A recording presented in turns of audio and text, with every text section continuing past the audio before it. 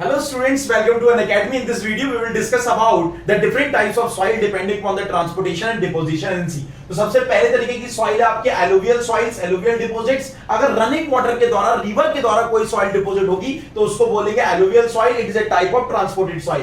The second type of soil is called as lacustrine soil. अगर एक lake के द्वारा, एक स्टिल वाटर के द्वारा, मतलब एक लेक की तली पर कोई सॉइल पाई जाएगी, then such type of soil is called as lacustrine deposits और lacustrine soil. So the second type of soil is called legisline. The third type of soil is called as marine deposits. अगर सी water के द्वारा कोई soil deposit हो रही है, मतलब सी की तली पर, समुद्र की तली पर कोई सॉइल पाई जा रही है, that is called as marine deposit, जिसका एग्जांपल हो जाएगा आपका मार। मैराइन डिपॉजिट्स के अंदर ऑर्गेनिक मैटर बहुत ज्यादा होने के कारण इनकी कंप्रेसिबिलिटी ज्यादा होती है, इनकी शेयर स्ट्रेंथ कम होती है, इसी वजह से इनको कभी सिविल इंजीनियरिंग कंस्ट्रक्शंस में हम यूज नहीं करते। Next type of soil is called as glacier soil. अगर ग्लेशियर्स के पिघलने और ग्लेशियर्स के मूवमेंट के कारण जो सॉइल डिपॉजिट्स होती हैं, ऐसी सॉइल्स को हम ग्लेशियर डिपॉजिट सॉइल्स कहते हैं, जिसका एग्जांपल है आपका till. The next type of soil is called as aeolian soils. अगर विंड के द्वारा सॉइल डिपॉजिट होती है, ब्लोइंग एयर के द्वारा अगर सॉइल डिपॉजिट होती है, तो उसको हम एल्यूइन सॉइल्स कहते हैं। एल्यूइन सॉइल के जो पार्टिकल्स होते हैं यूनिफॉर्मली ग्रेडेड होते हैं, सेम साइज के पार्टिकल्स होने के कारण इनकी परमेबिलिटी ज्यादा होती है, कंप्रेसिबिलिटी ज्यादा होती है, इनकी शेयर स्ट्रेंथ कम होती है,